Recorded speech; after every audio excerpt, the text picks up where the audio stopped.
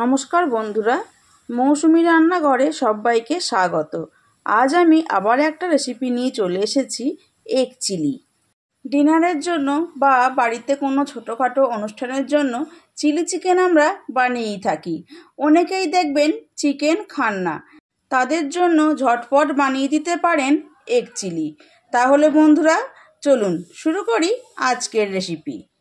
এই রেসিপিটি বানানোর জন্য আগে থেকেই আমি 5টা মুরগির ডিম সেদ্ধ করে রেখেছিলাম। আপনারা মুরগির ডিমের পরিবর্তে হাঁসের ডিম দিয়েও এই রান্নাটা করতে পারেন। এইবার সেদ্ধ করা ডিম একটা ছুরির সাহায্যে কেটে 4 টুকরো করে নিচ্ছি। প্রত্যেকটা ডিম এইভাবে কেটে 4 টুকরো করে নেব। সব ডিমগুলো কেটে 4 টুকরো করে নেওয়া হয়ে গেছে। এইবার একটা বাটির মধ্যে সসটা রেডি করে নেব। দিয়ে দিলাম 2 টিস্পুন সয়া সস, নিয়ে নিচ্ছি 5 টিস্পুন টমেটো সস। আমার যে পরিমাণ গ্রেভির প্রয়োজন সেই বুঝে আমি সসের ব্যবহার করছি। আপনারা যেরকম পরিমাণ গ্রেভি রান্না করবেন সেই বুঝে সসের পরিমাণটা কম বা বেশি বাড়িয়ে বা কমিয়ে নেবেন। সবশেষে দিয়ে দিলাম 3 টিস্পুন চিলি সস। 3 রকম সস ভালোভাবে মিশিয়ে নেব। এইবার একটা ব্যাটার রেডি করতে হবে। বাটির মধ্যে নিয়ে নিচ্ছি 4 চামচ ময়দা, 2 চামচ চালের গুঁড়ো দিয়ে দেব। চালের গুঁড়ো দেওয়ার জন্য ডিমের পকোড়াগুলো ভীষণ মুচমুচে হবে। দিয়ে দিলাম একটু নুন আর একটু লঙ্কা গুঁড়ো। এইবার সব কিছু ভালোভাবে মিশিয়ে নেব। ড্রাই অবস্থায় সব কিছু মিশিয়ে নেওয়ার পর একটু একটু করে জল দিয়ে ব্যাটারটা রেডি করে নেব। একেবারে বেশি জল দেব না, তাহলে দলা পাকিয়ে যাবে। অল্প অল্প করে জল দিয়ে একটা ঘন ব্যাটার রেডি করে নিতে হবে। ব্যাটারটা যদি খুব বেশি পাতলা হয়ে যায় তাহলে ডিমের গায়ে আটকাবে না, সেক্ষেত্রে পকোড়াগুলো ভালো হবে না। তাই ব্যাটারটা একটু ঘন তৈরি করতে হবে। ব্যাটারটা আমার রেডি করা হয়ে গেছে।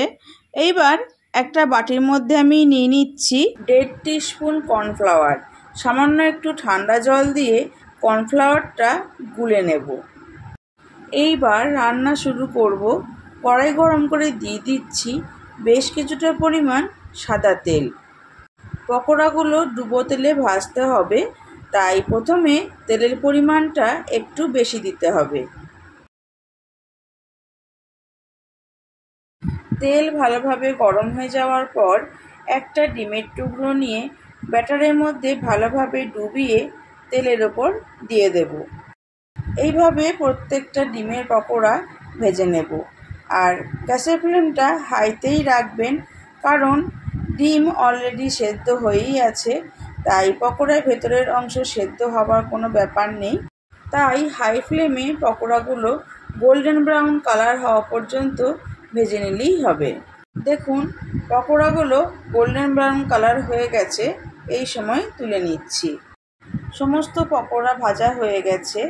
এইবার কিছুটা পরিমাণ তেল তুলে রেখে দেব। এগ চিলি করার জন্য খুব বেশি তেলের প্রয়োজন নেই।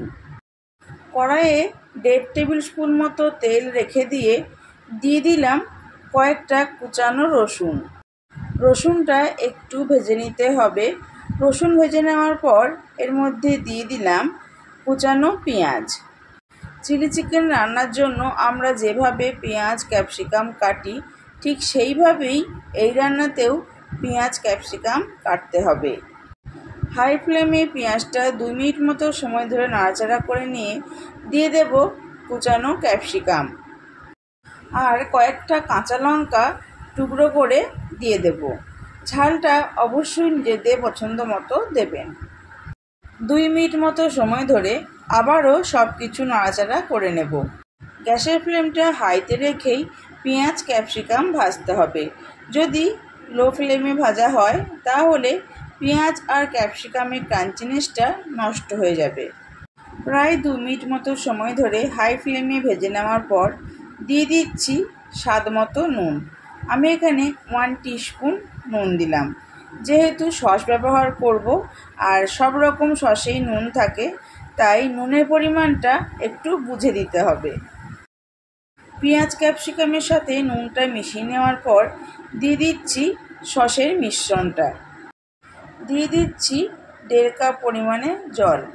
এই রান্নাটায় খুব বেশি জল দেবার প্রয়োজন নেই।